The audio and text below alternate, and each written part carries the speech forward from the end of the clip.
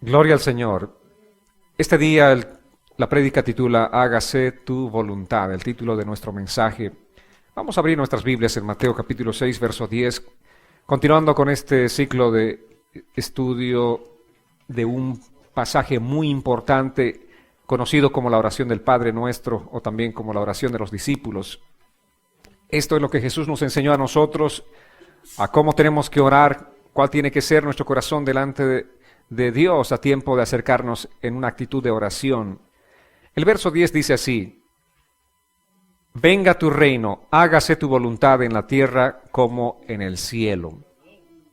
La semana pasada hablamos sobre la primera parte de este versículo, hoy vamos a completar la segunda parte.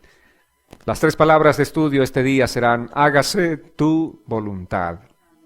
Debemos entender que esta petición debe ser un patrón en nuestra oración y también debe ser un patrón en nuestro estilo de vida, amados.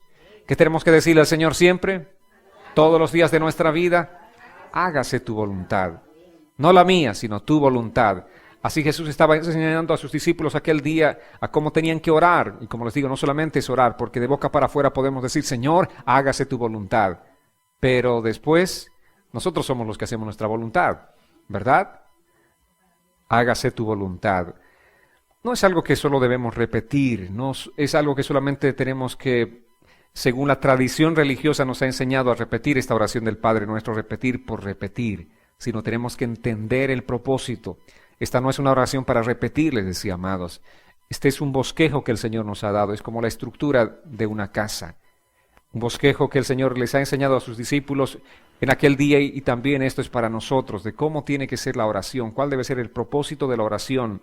Esta oración debe ser el resultado de nuestra vida, de nuestra actitud, que esté concentrada enteramente en el Señor, que esté centrada en buscar el deseo del corazón de Dios. Para eso vivimos, amados. Esa es nuestra vida. El cristianismo es una vida que está y debe estar centrada totalmente en Jesucristo. Amén. Ahora, volviendo a la oración del Padre Nuestro, yo no puedo decir: Señor, santificado sea tu nombre, si no me estoy esforzando todos los días para ser santo. Si no estoy buscando la santidad de Dios en mi vida, no puedo decir: santificado sea tu nombre. Sería simplemente una persona que está haciendo una vana repetición, como dice la palabra. Repites por repetir. Si dices: santificado sea tu nombre, y tu vida está lejos de ser esa vida consagrada, santificada al Señor. Amén. No puedo decir: venga tu reino, si yo no estoy haciendo algo práctico como predicar la palabra, orar específicamente por la salvación de las personas o dar para la causa del reino de Dios. No puedo decir: hágase tu voluntad, si soy desobediente a la palabra del Señor, ¿verdad? ¿Y cuántas veces nosotros hemos orado esta oración del Padre Nuestro? Muchas veces, pero no entendemos realmente el significado de lo que Dios quiere darnos a conocer. Tenemos que ser obedientes a la palabra del Señor. Tenemos que vivir esa vida de obediencia, amados. Cuando oramos, debemos orar conforme a la voluntad de Dios todo el tiempo. Eso es lo que tenemos que buscar. Todas nuestras oraciones deben resumirse en esta frase: hágase tu voluntad. En todo. ¿Por qué oramos todos los días? Tenemos necesidades, ¿verdad? Tenemos aflicciones, tenemos pruebas, tenemos situaciones diversas, pero en todas esas oraciones lo que tenemos que decirle al Señor es: hágase tu voluntad. Estoy pasando un tiempo de prueba, Señor, que se haga tu voluntad. Señor, hay una situación difícil en mi familia, que se haga tu voluntad. Estoy pasando una situación tal vez de prueba de enfermedad, Señor, hágase tu voluntad.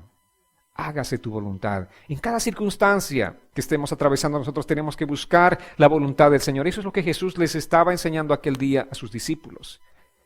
Y ese norte, lamentablemente, los cristianos han perdido en este tiempo. No buscamos la voluntad del Señor, sino nuestra propia voluntad. No buscamos los deseos del Señor, sino nuestros propios deseos. No buscamos los sueños del Señor, sino buscamos nuestros propios sueños. Pero Jesús estaba enseñándonos aquel día que nosotros oremos pidiendo que se haga la voluntad del Señor, no la nuestra, amados. Ahora, esta frase en el texto original griego significa: lo que tú quieres. Simplemente eso es lo que significa: lo que tú quieres, Señor. Que tu voluntad suceda inmediatamente. También es el significado complementario de esta expresión: hágase tu voluntad. Ahora dice la palabra: como en el cielo, así también en la tierra. En el cielo la obediencia es total, ¿verdad? es absoluta, sin discusiones. Pero aquí en la tierra, ¿cómo es? ¿Cómo somos nosotros mismos, como cristianos, como hijos de Dios? ¿Como en el cielo? ¿Estamos obedeciendo como en el cielo? No. ¿Cómo es nuestra obediencia?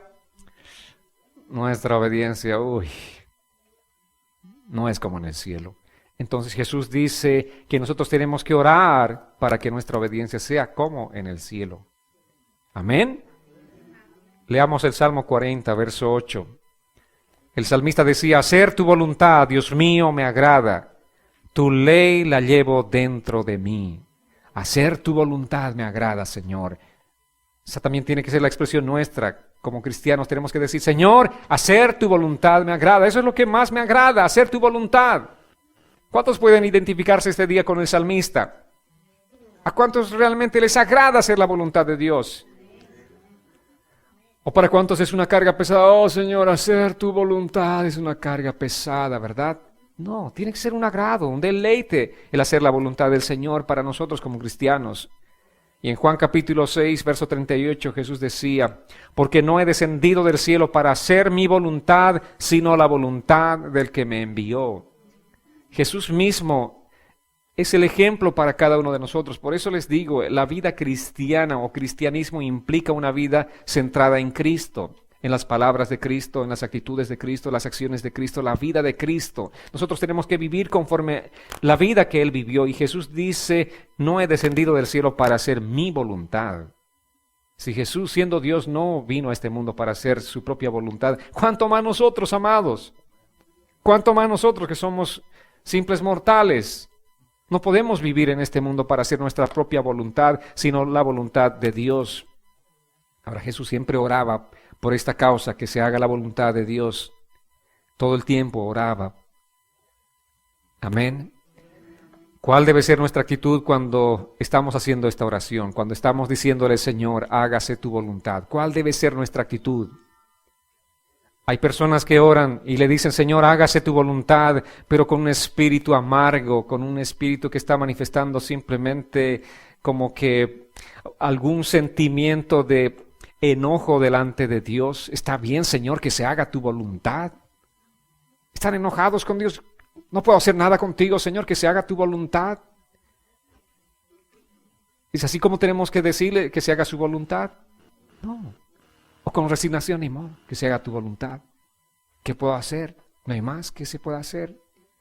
¿Es así como tenemos que hacer la voluntad de Dios? No. Pero muchos de nosotros sí tenemos enojo. Cuando algo no nos sale y finalmente le decimos, está bien, Señor, que se haga tu voluntad. Wow. Esa no es la actitud correcta para buscar hacer la voluntad de Dios. Amén. Ni con un espíritu amargo, tampoco con resignación. Saben que los pensamientos de Dios, dice, son pensamientos de bien, de paz para cada uno de nosotros. Entonces la voluntad del Señor es lo mejor que nosotros podemos recibir de parte del Señor. Es lo mejor que puede acontecernos. Aunque en este momento no parezca ser lo mejor, pero realmente es lo mejor que puede acontecer en nuestras vidas, que la voluntad de Dios se haga en nosotros, amados. Amén. Entonces, cuando alguien tiene un espíritu amargo y le dice que se haga tu voluntad, o con enojo le dice, está bien, Señor, no voy a pelear más contigo, está bien que se haga tu voluntad, es que simplemente está demostrando una total falta de conocimiento de quién es Dios. No sabe quién es Dios. Esta persona piensa que Dios es un dictador opresivo, egoísta y cruel. Mucha gente piensa de Dios así, ¿verdad? Pero Dios no es ningún egoísta, no es un dictador, mucho menos es cruel. La gente desconoce el gran amor de Dios, desconocen cuánto Dios nos amó, que dio a su Hijo unigénito para que todo aquel que en Él crea no se pierda, mas tenga vida eterna. Estos días ya la gente va a estar celebrando la muerte y la resurrección de Jesucristo, pero mucha gente desconoce realmente el gran amor de Dios. Jesús vino a este mundo, entregó su vida por nosotros y dice la palabra, nadie tiene mayor amor que este, que uno ponga su vida por alguien. Y Jesús dio su vida por nosotros. Entonces, cuando la gente está orando con enojo, con resignación y dice que se haga tu voluntad, es que realmente no está entendiendo la naturaleza de Dios, no sabe quién es Dios. Y ese es el problema también de muchos de nosotros como cristianos. No sabemos quién es Dios. Por eso estamos amargados, por eso estamos confundidos, por eso vivimos como vivimos, porque no sabemos genuinamente quién es Dios. Pero a través de la palabra del Señor es como nosotros vamos a conocer al Señor. Por eso es importante que ustedes vengan domingo tras domingo, estén firmes, escuchando la palabra del Señor en los estudios durante la semana.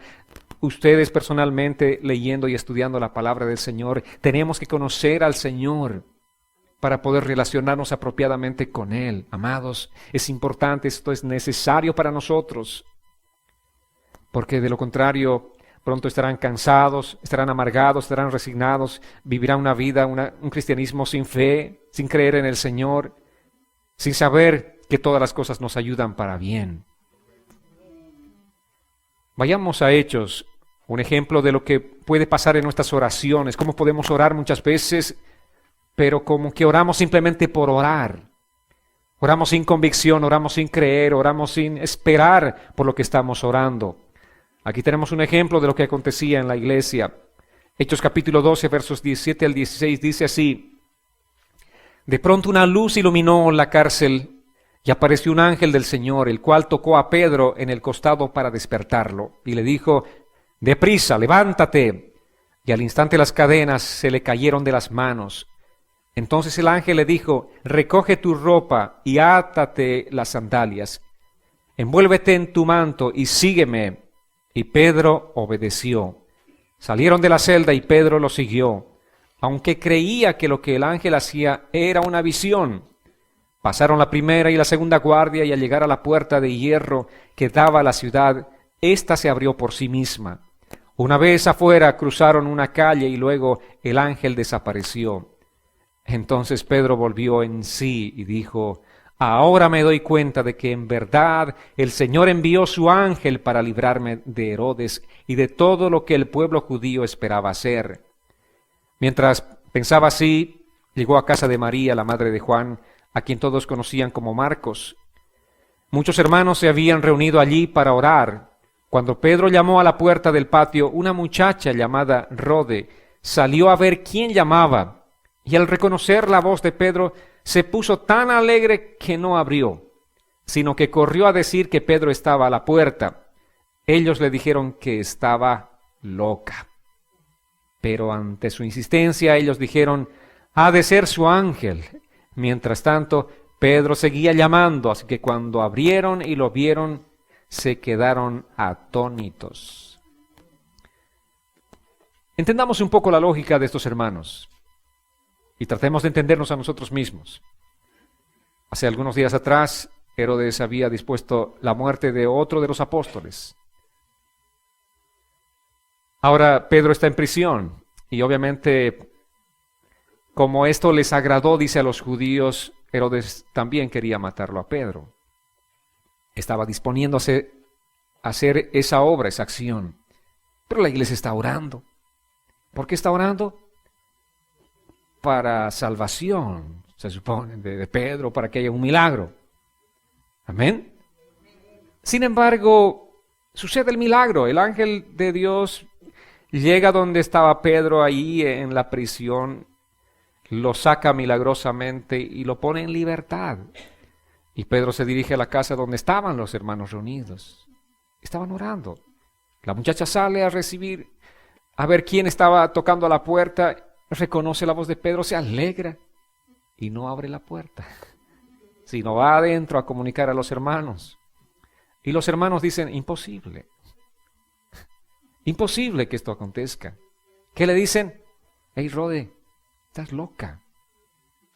Pero insistía. Y finalmente dicen: ha de ser su ángel. Bueno, una creencia que tenían ellos. Pero finalmente descubren que era Pedro. Muchas veces actuamos de esta manera nosotros, amados. Oramos por orar. Oramos sin convicción. Oramos sin esperar lo que estamos pidiéndole al Señor. Qué triste, pero es así. Y la Biblia es clara. La Biblia nos pone las cosas tal y como son. No oculta absolutamente nada de cómo es nuestra naturaleza de humanos, de cristianos, ¿no es cierto?, creyentes en el Señor, pero a veces no tan creyentes. No le creemos realmente al Señor. ¿Por qué estos hermanos estaban sorprendidos? ¿Por qué no estaban realmente conscientes de que sus oraciones servirían? Eso es lo que nos acontece a nosotros. Oramos, pero no estamos realmente conscientes de que nuestras oraciones van a funcionar. No estamos conscientes de que vamos a obtener lo que estamos pidiendo al Señor. Oramos por orar. Y cuando de pronto sucede uno de estos milagros por los que estamos orando, decimos imposible. Imposible, no creo. Pero entonces no estabas orando por esto para que acontezca esto. Amados, tenemos que cambiar nuestro estilo de oración. Por eso les decía, es importante conocer a Dios. ¿Quién es Dios? Al Dios que yo le esté orando. Y Él es capaz de hacer todo. Dice, lo que para el hombre es imposible, para Dios no lo es. No lo es. ¿Qué te dijo el médico?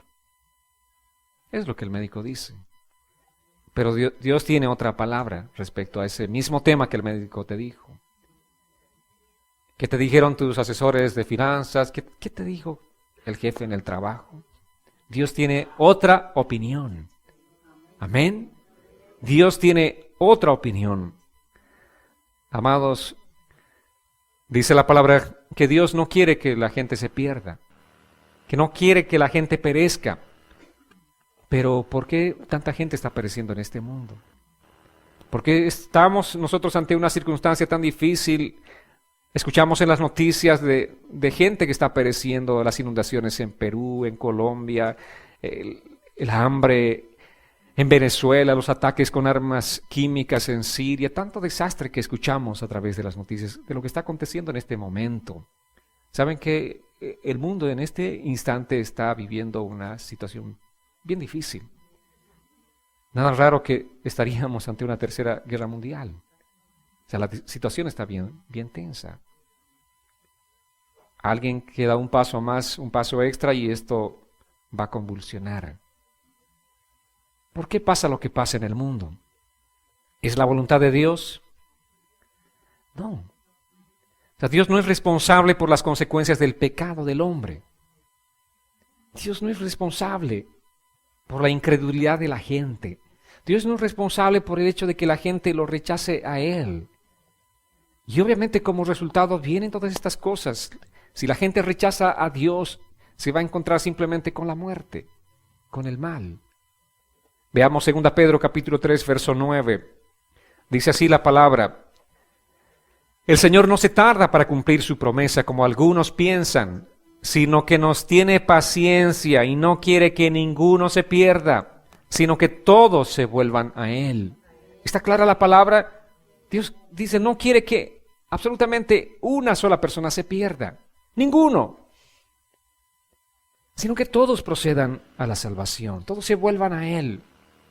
En Él y con Él estaremos seguros, pero lejos de Él no hay seguridad para nuestras vidas. Si en este tiempo estás poniendo mucho énfasis en trabajar para poner tu seguridad en las finanzas, déjame decirte que estás haciendo algo mal. No te estoy diciendo que dejes de trabajar. Está bien, tenemos que hacerlo. Pero si estás poniendo tu esperanza y tu confianza en ello, estás mal. Solamente podemos poner nuestra confianza y esperanza en Dios. Dios desea que nosotros no nos perdamos. Amén. No quiere que ninguno se pierda. Y lo que dice Jesús aquí, vayamos a Juan capítulo 5, verso 40. Pero ustedes no quieren venir a mí para que tengan vida. ¿Qué es lo que la gente prefiere? No quiere la vida. Entonces, ¿qué escoge? El camino de la muerte. ¿Y qué estamos viendo en el mundo? Muerte, muerte, destrucción, destrucción, muerte. Eso es lo que vemos. Y Jesús les decía, yo les estoy diciendo que vengan a mí. Porque Jesús dijo, yo soy el camino, la verdad y la vida. Pero la gente no quiere la vida. Escoge la muerte. Escogen vivir el estilo de vida que ellos escogen y están escogiendo la muerte y no la vida. Amados, ¿cuál debe ser ahora nuestra actitud en la oración? Como creyentes, como cristianos, ¿qué es lo que tenemos que hacer? ¿Cuál debe ser nuestra actitud? Vayamos a Lucas capítulo 18, versos 1 al 7, y encontraremos en esta parábola un mensaje realmente importante para nosotros respecto de cuál tiene que ser nuestra actitud. Nos habla acerca de una viuda y el juez, un juez injusto, ¿verdad? Además dice, Jesús les contó una parábola en cuanto a la necesidad de orar siempre y de no desanimarse. Introducción es esta. Jesús está enseñando ¿a quién? A nosotros, la iglesia, una parábola en cuanto a qué, a la necesidad de orar siempre y no desanimarse. Les dijo, en cierta ciudad había un juez que no temía a Dios ni respetaba a nadie. En esa misma ciudad había también una viuda, la cual acudía a ese juez y le pedía, hazme justicia contra mi adversario. Pasó algún tiempo y el juez no quiso entenderla o atenderla. Pero después se puso a pensar, aunque no temo a Dios ni respeto a nadie, esta viuda me molesta tanto que voy a hacerle justicia. No sea que siga viniendo y me agote la paciencia. Dijo entonces el Señor, presten atención a lo que dijo el juez injusto. ¿Acaso Dios no les hará justicia a sus elegidos, que día y noche claman a Él? ¿Se tardará en responderles? Aquí está Jesús haciendo una reflexión con cada uno de nosotros. Nos pone en esta parábola la figura de este hombre, de este juez injusto. Y la mujer que era insistente, persistía, no se cansaba. ¿Por qué? Porque esta mujer buscaba justicia. No estaba buscando, simplemente no era una insistencia por algo injusto. Ella decía, no, lo que me están haciendo no es justicia. Y yo busco justicia. Busco justicia, que se haga justicia, y todos los días estaba allí a la puerta de la casa del juez injusto y persistió hasta que finalmente por cansancio este juez injusto dijo, está bien, vamos a hacerle justicia. Muchos padres son como el juez injusto y muchos hijos como la viuda, ¿verdad? ¿Cuántos han vivido eso? Una vez le dice no al hijo, la segunda le dice no, la tercera no, la cuarta, hasta que al final ya, ok, vaya a jugar con sus amigos, está bien, pero vuelve temprano. No es que querían, sino la insistencia de ellos hizo que ustedes le dieran el permiso correspondiente. Ahora, esto es importante que nosotros entendamos. Si un juez injusto hace justicia a una mujer viuda, ¿qué creen que puede hacer un Dios amoroso? Un Dios fiel y misericordioso, ¿qué creen que puede hacer con nosotros que somos sus hijos? Ahora, la comparación no es entre el juez injusto y Dios, porque no hay punto de comparación, por supuesto. La comparación que Jesús está haciendo aquí es entre el juez y la viuda. Vale decir, nosotros somos los que representamos a la viuda. Es entre la viuda y nosotros, está comparándonos entre la viuda y nosotros. La viuda dice persistió y persistió. ¿Nosotros qué estamos haciendo? ¿Estamos persistiendo en la oración o estamos cansándonos pronto? A la segunda o la tercera decimos, oh no, ya no hay caso. ¿Para qué seguir luchando? ¿Para qué insistir? Ya oré una vez, 2 veces, 3 veces, no funciona. Ya me doy por cansado, por vencido más bien. Amados, el paralelo no es entre el juez y Dios, sino entre la viuda y nosotros, la iglesia. ¿Cómo estamos respondiendo? Esta mujer no se conformó con una situación de injusticia, sino persistió en su caso. ¿Estás persistiendo en tu caso? ¿Cuál es tu caso? ¿Cuáles son tus casos este día? ¿Cuáles son las causas por las que estás orando? Si estás orando. Y si no estás orando y tienes muchos casos, este día te exhorto para que vengas delante del Señor y te pongas como la viuda, aquella mujer que empezó a pedir justicia, empezó a persistir. Ella dijo, no me voy a rendir ante esta situación injusta. Y no se rindió. Como cristianos amados tenemos que rehusarnos a aceptar como cosas hechas aquellas cosas que son injustas. Amén. No podemos conformarnos con las cosas que estamos viviendo, amados. No podemos conformar ni aceptar las injusticias del mundo. Nosotros debemos orar para que la justicia de Dios sea manifestada en nuestras vidas, para que la justicia de Dios sea manifestada en nuestra familia. Que la justicia de Dios sea plasmada. Por eso esta petición, esta oración, cuando nosotros le decimos hágase tu voluntad, no es aceptar las cosas que estamos viviendo con resignación. No es decir, está bien, que se haga tu voluntad. No, sino hágase tu voluntad. Señor, que se haga tu voluntad. No voy a cansarme hasta que se haga tu voluntad. Eso no es la voluntad de Dios, que tú y tu casa sean salvos.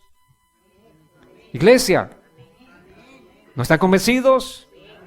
¿Yo puedo escuchar un amén más fuerte? Eso no es la voluntad de Dios, es la voluntad de Dios. Entonces, ¿cómo estás, viuda? Estoy hablando de la comparación. ¿Cómo estás, viuda? ¿Estás persistiendo ante el juez o te cansaste? Es la voluntad de Dios. Dios anhela que tu familia sea salva. Es la voluntad de Dios. Tenemos que orar para que se haga la voluntad del Señor en nuestras vidas. No podemos resignarnos ante una situación diferente. Eso no es la voluntad de Dios, que tus hijos conozcan al Señor. Iglesia, por supuesto que sí es la voluntad de Dios. No solamente que conozcan, sino que vivan conforme a la palabra del Señor. Amén. No es la voluntad de Dios que tus hijos vivan conforme la filosofía humanista, centrada en el hombre, viviendo un ateísmo, apartados de Dios. No, esa no es la voluntad de Dios. No es la voluntad de Dios que tus hijos vivan perdidos como están perdidos, consumidos totalmente por la filosofía humanista. Esa no es la voluntad de Dios. Entonces, ¿qué tienes que hacer tú? Persistir todos los días, que se haga la voluntad, que se haga tu voluntad. Señor, que se haga tu voluntad en la vida de mi hijo, en la vida de mis hijos, que se haga tu voluntad en mi matrimonio. No es la voluntad de Dios que nosotros como matrimonio vivamos peleándonos. ¿O creen que es la voluntad de Dios? No, ¿para qué Dios estableció el matrimonio? Para que haya una relación armónica, para que su paz se manifieste. Amén. Para que haya una unidad como aquella unidad existente entre el Padre, el Hijo y el Espíritu Santo. También en el matrimonio tiene que existir una unidad. Amén, amados. Pero ¿se está haciendo la voluntad de Dios en tu matrimonio? ¿Se está haciendo realmente la voluntad de Dios? ¿Hay esa unidad, esa armonía? Y si no hay, ¿qué tienes que hacer? Señor, que se haga tu voluntad. Tienes que levantarte en oración y pedirle al Señor que se haga tu voluntad. No es la voluntad de Dios. Lo que estamos viviendo en este tiempo, lo que la sociedad está viviendo en este tiempo, no es la voluntad de Dios. No es la voluntad de Dios que los hijos estén ahí confundidos, tienen un padre, 2 madres, 3 madres. No es la voluntad de Dios. No es, amados. No es la voluntad de Dios. Que tenemos que orar, que se haga tu voluntad y vivir para que esa voluntad se plasme en nuestras vidas. No es la voluntad de Dios que yo esté viviendo con mi esposa en una relación enfermiza de peleas. Esa no es la voluntad de Dios. ¿O creen que pueda ser la voluntad de Dios que esté discutiendo todos los días con mi esposa? Que estemos faltándonos el respeto el uno al otro. ¿Será la voluntad de Dios? No es la voluntad de Dios. No es la voluntad de Dios que nuestros hijos estén en drogas o en vicios. Entonces Jesús le está diciendo, ustedes tienen que orar, hágase tu voluntad. Hágase tu voluntad. Entonces aquí nos presenta este cuadro de esta viuda, esta mujer viuda. ¿Qué significaba en aquel tiempo? Ya les dije, ser viuda, ser huérfano o forastero era realmente una desventaja muy grande en el estilo de vida de sociedad que había en aquel tiempo. Una viuda era alguien que no tenía ni voz ni voto. La mujer en sí no era valorada, no tenía voz ni voto. Peor, alguien viuda, que no tenía a un hombre quien la defendiera.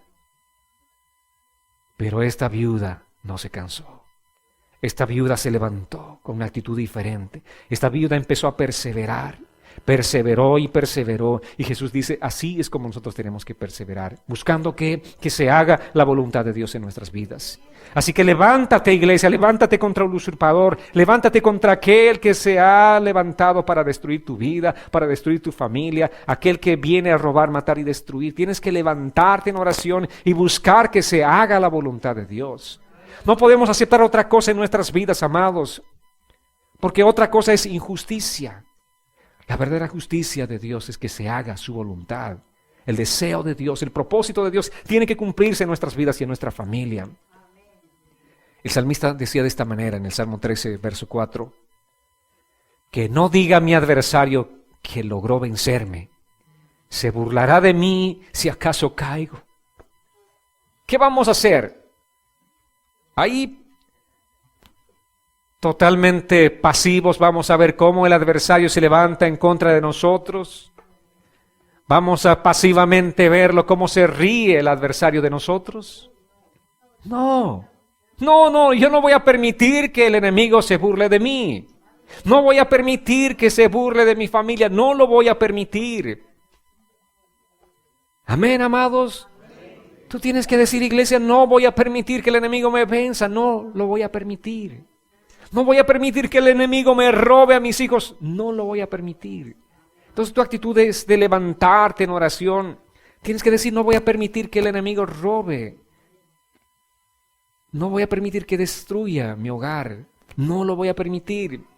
Salmos 25, 1 al 3 dice, a ti, Señor, elevo mi alma. Eres mi Dios, en ti confío. No permitas que mis enemigos me avergüencen y se burlen de mí. No permitas que sean avergonzados los que en ti ponen su esperanza. Más bien que sean puestos en vergüenza los que sin razón se rebelan contra ti. Amén, así es como tienes que orar, levantarte en esa actitud. La actitud de aquella mujer viuda tiene que ser tu actitud de no darte por vencido, de no rendirte, de no resignarte, sino levántate, empieza a clamar para que la voluntad de Dios se haga en tu vida. Cuando oramos, hágase tu voluntad, estamos rebelándonos en contra del pecado. Cuando oramos, hágase tu voluntad, estamos rebelándonos en contra de toda obra del diablo. Amén. Estamos rebelándonos, no estamos aceptando. No podemos aceptar pasivamente cómo el diablo está destruyéndonos. No podemos aceptar. No es la voluntad de Dios que tú camines una vida cristiana derrotada totalmente, que vengas a la iglesia así como que a media máquina, que alabes a Dios como si ya te estás muriendo, no tienes fuerzas. No, la voluntad de Dios es que tú estés lleno de esa vida de Dios. La voluntad de Dios es que camines en victoria, camines con el gozo del Señor, aún en medio de las tribulaciones, que camines con el gozo del Señor. Y lo que dice Pablo, que el gozo del Señor es mi fortaleza, que tú camines esa vida. Esa es la voluntad del Señor, amados. Amén. Entonces, ¿por qué tenemos que orar? Hágase tu voluntad. Esa tiene que ser nuestra oración. Hágase tu voluntad. Jesús les dijo a sus discípulos que oren y que velen para no caer en la tentación. Allí cuando estaba en el Getsemaní, ¿recuerdan ustedes? Fue con sus discípulos. Pero ¿qué hicieron ellos? Se durmieron. Entre tanto Jesús estaba orando en el momento más duro, en el momento más difícil, en el momento de prueba. Los discípulos estaban durmiendo. Y una vez, y dos veces, y tres veces, y seguían durmiendo. Este día déjame preguntarte, ¿qué hay de ti? ¿Estás orando o estás dormido? ¿Estás orando o estás dormido? ¿Ves que hay mucha injusticia en tu vida? ¿Ves que las situaciones no están bien en tu vida? Tus hijos, tu familia. ¿Pero qué estás haciendo ante esa situación? ¿Te dormiste? ¿O estás orando y velando? ¿Estás persistiendo en la oración? ¿Estás realmente persistiendo en la oración? No por un auto nuevo. No, sino para que la voluntad de Dios se haga en tu vida, en tu familia. ¿Estás perseverando por eso? ¿Cómo hemos distorsionado la oración? Llevamos a la gente a que ore por cosas que no tienen realmente importancia, cuando la verdadera oración debe ser buscar que se haga la voluntad de Dios en nuestras vidas. Amados, eso es realmente importante para nosotros. Tenemos que persistir en la oración. Nunca debemos cambiar nosotros la voluntad del Señor. Amén. Nunca debemos orar para forzar que la voluntad de Dios se cambie a favor nuestro. Nunca oramos nosotros para torcer el brazo de Dios, sino oramos para que se haga su voluntad en nuestras vidas. Nosotros oramos para que nuestra voluntad se doblegue ante la voluntad del Señor, iglesia. Lo que tenemos que entender con claridad es eso. Hágase tu voluntad implica, Señor, no la mía, sino tu voluntad, Señor. ¿Saben por qué oramos? Porque necesitamos todos los días doblegar nuestra voluntad ante la voluntad del Señor. Porque por naturaleza somos nosotros egoístas. Por naturaleza somos nosotros gente que quiere gobernarse a sí misma. Nuestra naturaleza quiere gobernarse a sí misma. Pero oramos para doblegar nuestra voluntad delante del Señor. Le decimos, Dios, que no se haga mi voluntad este día. Y el siguiente día también te levantas y le dices, Señor, que no se haga mi voluntad, sino hágase tu voluntad como en el cielo, así también en la tierra. Como en el cielo, les dije. En el cielo los ángeles hacen la voluntad de Dios. Sin titubeos, ellos nunca discuten una orden de Dios. Nunca retrasan una orden de Dios. O sea, Señor, espérame un tantito. No. Ellos hacen la voluntad de Dios completamente y sin omitir nada. Absolutamente. Ellos obedecen con disposición.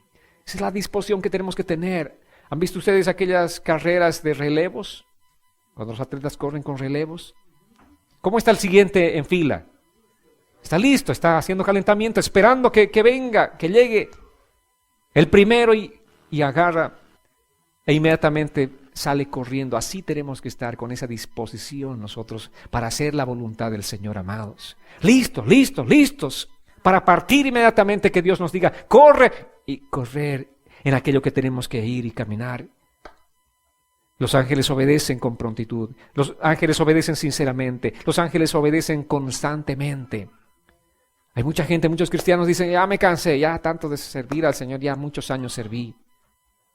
O ya me cansé de hacer esto o lo otro. No nos cansemos, la misma palabra nos dice, no nos cansemos de hacer el bien, que a su tiempo cosecharemos si no desmayamos. Esto es constante, amados. No tenemos que cansarnos, pusimos nuestras manos sobre el arado, dice la palabra. Y eso significa que vamos a continuar con las manos en el arado hasta que el Señor venga por nosotros. O nosotros vayamos a su presencia. Amén, amados. Sin cansarnos, no nos cansemos, amados. Porque la obediencia de los ángeles es una obediencia constante. Por eso estamos orando, hágase tu voluntad, como en el cielo, así también en esta tierra. Amén. Individualicemos ahora esta oración. Señor, quiero hacer tu voluntad. Así como en el cielo se hace, yo quiero hacer en esta tierra tu voluntad. Amén.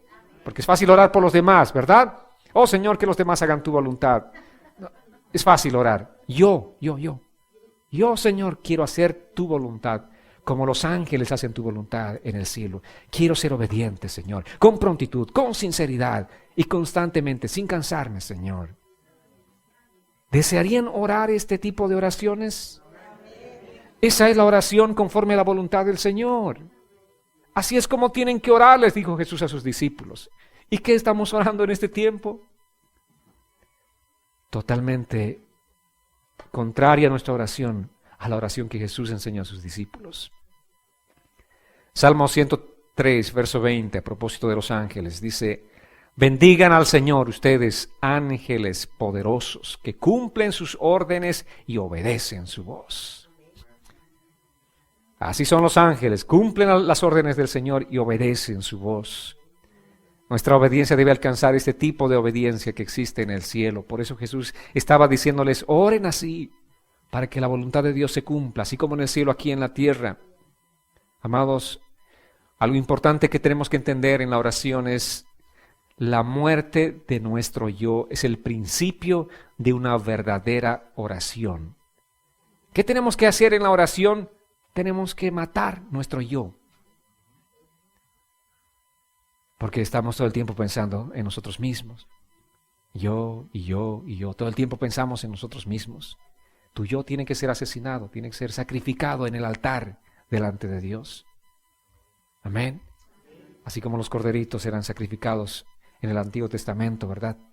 Nuestro yo tiene que ser también sacrificado delante de Dios. Entonces, cuando tu yo es sacrificado en el altar de la oración, ya no se trata de ti. Ya tú moriste. Pablo dijo, ya no vivo yo. Vale decir que Pablo sacrificó su yo delante de Dios. Ahora, ¿quién vive? Cristo. Entonces, ¿para quién vives tú? Para Cristo. ¿Los intereses de quién buscas? ¿Los deseos de quién buscas? ¿A quién quieres agradar? ¿Se dan cuenta? Eso es el cristianismo. Cristo. Amén. Ya no vivo para los deseos míos, para mi voluntad, no deseo para alcanzar mis sueños, no deseo para mí mismo, sino simplemente vivo para Cristo, porque mi yo ha sido sacrificado.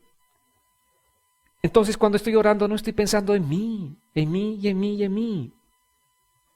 Lamentablemente los cristianos de este tiempo solo piensan en ellos, en ellos, en ellos y en ellos. Y peor los predicadores que les impulsan a hacer eso. Están impulsándolos a pecar delante de Dios. Pero la verdadera oración, amados, comienza aquí con la muerte de nuestro yo. Ese es el principio de una verdadera oración. Y solo cuando nosotros morimos a nosotros mismos, la verdadera oración va a surgir.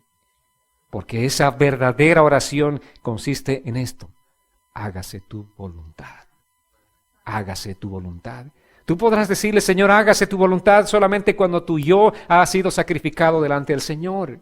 Mientras tu yo no sea sacrificado, seguirás buscando tu voluntad. Seguirás orando por tus deseos. Seguirás orando por alcanzar tus sueños. Seguirás alcanzando por lo tuyo y lo tuyo todo el tiempo.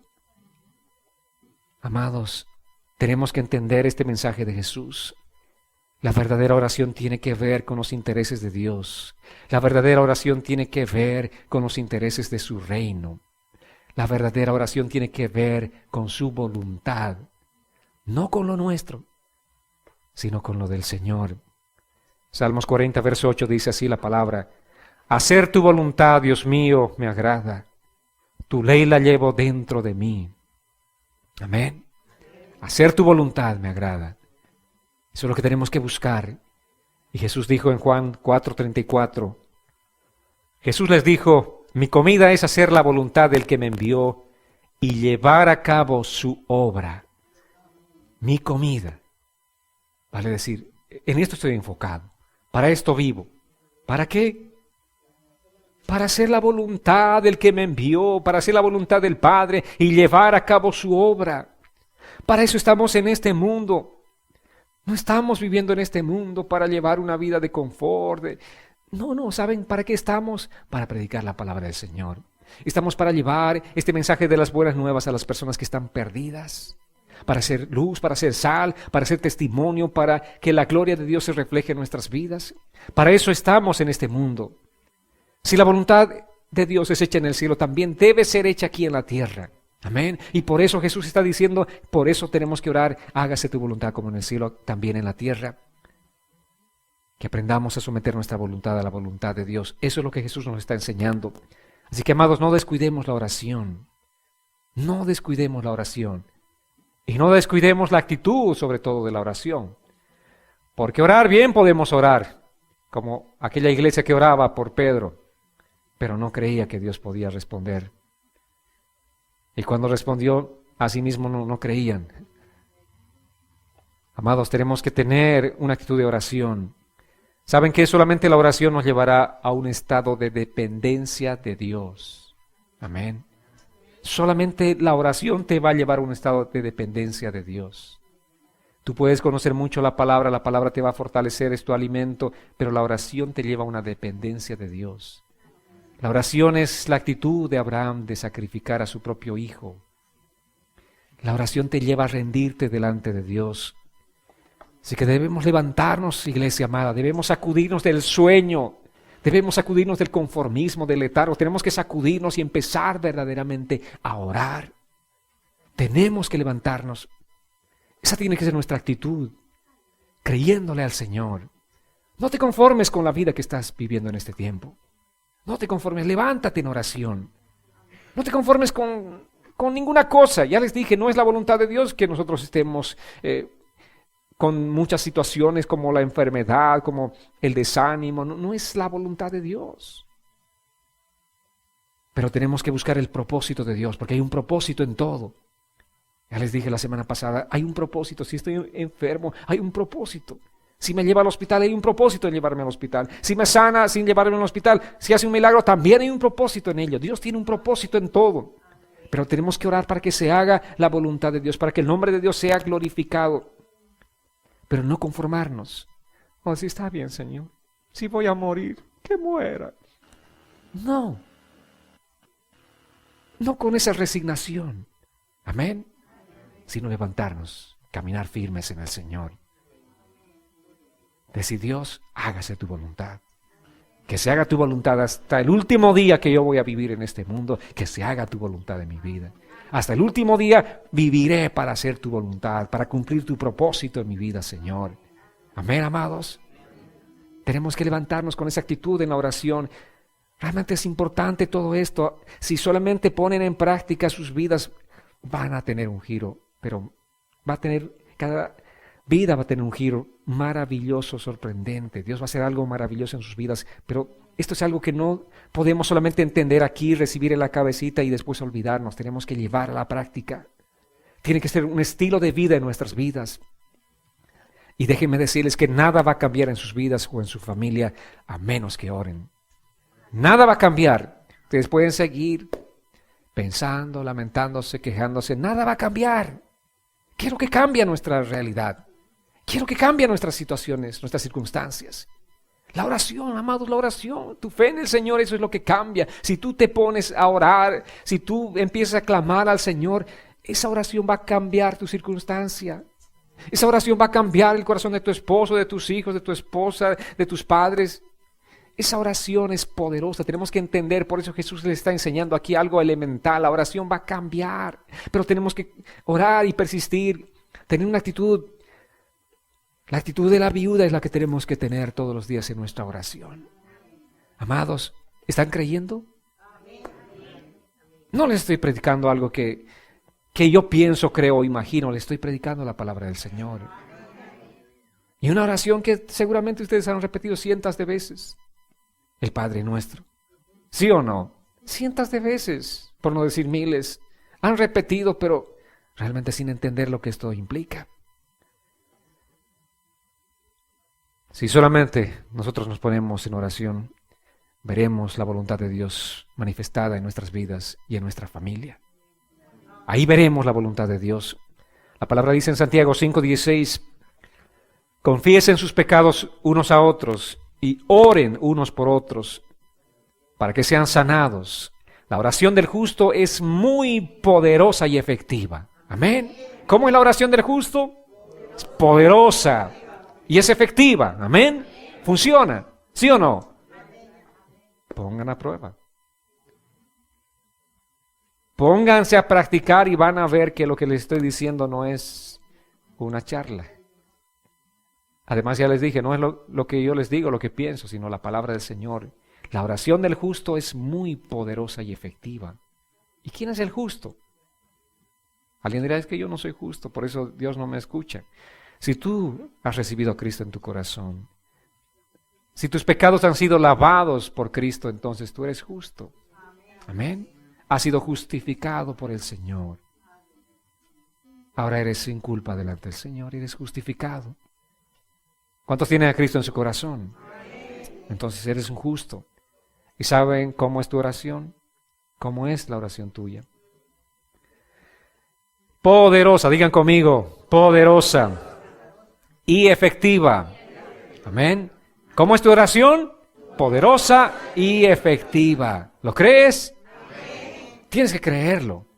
Si no lo crees, esto no va a funcionar. Tienes que creerle al Señor. Tienes que creer la palabra del Señor. Hágase tu voluntad en mi vida. Esa voluntad se está haciendo en este tiempo a nivel general.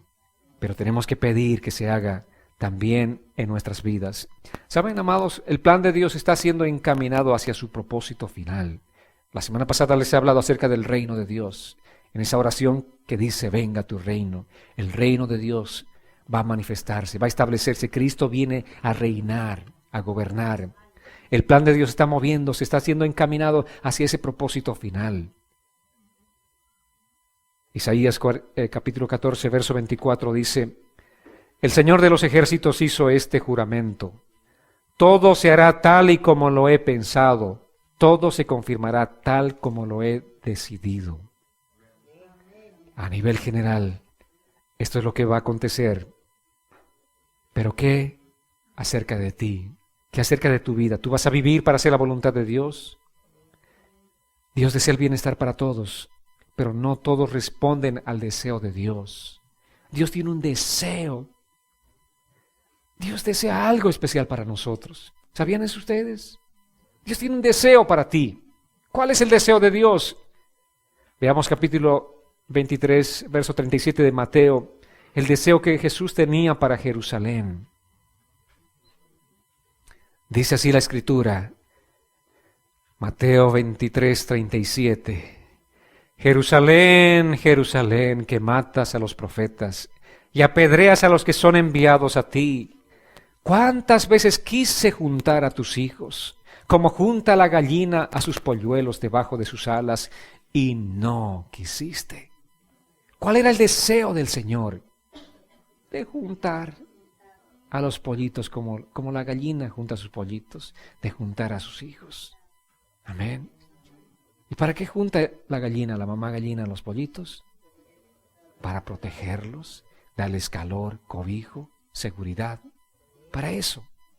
¿Qué quiere hacer el Señor contigo? Imagínate a esa mamá gallina con sus pollitos. Qué cuadro más hermoso de ternura, ¿verdad? Eso refleja ternura. Y Dios quiere así, con ese amor tierno, protegerte. Quiere protegerte, expresarte su calor. Pero aquí dice, no quisiste. No quisiste. Porque la gente vive como está viviendo, porque no quiere el amor de Dios, porque no quiere recibir la misericordia del Señor. Aun porque los creyentes están viviendo como están viviendo en este tiempo, porque no le creen al Señor. No le creen al Señor, no creen su palabra. Y siguen viviendo conforme a su propia voluntad y no están haciendo la voluntad del Señor. Amados, hágase tu voluntad implica decirle al Señor, Dios, quiero obedecer tus mandamientos. Y quiero hacerlo de manera inmediata y con un corazón alegre y dispuesto para ti. Así es como tenemos que buscar. Vayamos a Hechos capítulo 5, verso 29. La palabra dice así. Allí estaban los apóstoles, delante los religiosos y la gente de mucho poder aquel tiempo en la sociedad en la que vivían. Les habían dicho que no predique más la palabra del Señor. Y dice este verso 29, y los apóstoles respondieron, es necesario obedecer a Dios antes que a los hombres. Amén. Es necesario obedecer a Dios antes que a los hombres. ¿Y qué dice Dios? Dios te está hablando de muchas maneras en su palabra. Vas a obedecerle a Él, vas a seguir el mandato del Señor. Amados, la mayor oposición para realizar la voluntad de Dios es nuestro orgullo. Nuestro orgullo. Ese orgullo se manifiesta en lo que tú deseas alcanzar, obtener o hacer. Ese es el orgullo. Y déjenme decirles que solamente una voluntad es justa y santa. ¿Saben cuál es esa voluntad? Esa es la voluntad de Dios, la única que es justa y santa. Por eso tenemos que buscar y decir, Dios, que se haga tu voluntad, como en el cielo, aquí también en la tierra. Como en el cielo, así también es como yo quiero vivir haciendo tu voluntad, Señor. Tienes que poner tu voluntad en el altar del sacrificio. Tienes que hacerlo. Tu voluntad tiene que ser muerta. Solamente así podrás hacer la voluntad del Señor. Porque de lo contrario hay una lucha de voluntades. La tuya y la del Señor. Es una pelea permanente. Hasta que no sacrifiques tu voluntad, la del Señor no será hecha en tu vida. Pero este día tú puedes traer, así como les decía Abraham, llevó a su hijo Isaac al monte del sacrificio. Aquel día él literalmente estaba muriendo a todos sus sueños, estaba muriendo a sus deseos, a sus planes, estaba muriendo a sí mismo en obediencia a Dios. Porque él era el hijo de sus sueños, el hijo deseado, el hijo amado, el hijo anhelado, el hijo esperado por años de años. Pero estaba llevando al altar del sacrificio. En otras palabras, ustedes saben, en las expresiones de Jacob, cuando perdió a su hijo, supuestamente estaba muerto según la versión de los hermanos, y tenían que llevarlo al último, a Benjamín. No, si lo llevan a él, yo me voy a morir. Mi vida no tiene sentido si se lo llevan a mi hijo. Y es así, como padres podemos entender ese sentimiento. Si nuestros hijos son muertos, uno dice, ¿para qué voy a vivir? El sentimiento de padre le viene en ese momento. ¿Qué sentido tiene mi vida sin mis hijos? Amados, aquel día Abraham estaba sacrificando a sus propios sueños. Dios le dijo, dame a tu hijo. y tenía que entregar su voluntad, sus sueños, sus deseos. Tenía que sacrificarlos delante del Señor. Y obviamente Dios estaba esperando cuál era la actitud del corazón de aquel hombre. Y aquel hombre, aquel día literalmente murió. Porque murió a lo suyo. Él estaba dispuesto a sacrificar a su propio hijo. Y cuando quiso hacerlo literalmente, el Señor le dijo, alto, detente, quería ver lo que hay en tu corazón. ¿No es que el Señor literalmente nos va a pedir que sacrifiquemos a nuestros hijos? Pero que pongamos a Dios en primer lugar en nuestras vidas. Dios quiere que realmente Él ocupe el primer lugar en nuestras vidas. Que nosotros sacrifiquemos nuestra voluntad, amados. ¿Cuánta gente nos dice, tienes que luchar por tus sueños? Tienes que vivir por tus sueños. Eso suena bonito, suena hermoso. Sí, tienes razón, tengo que luchar por mis sueños. Y voy a levantarme y lucharé por mis sueños, para alcanzar mis sueños. Suena bonito. Pero déjenme decirles, no es bíblico. El cristiano no vive por sus sueños, vive por los sueños de Dios.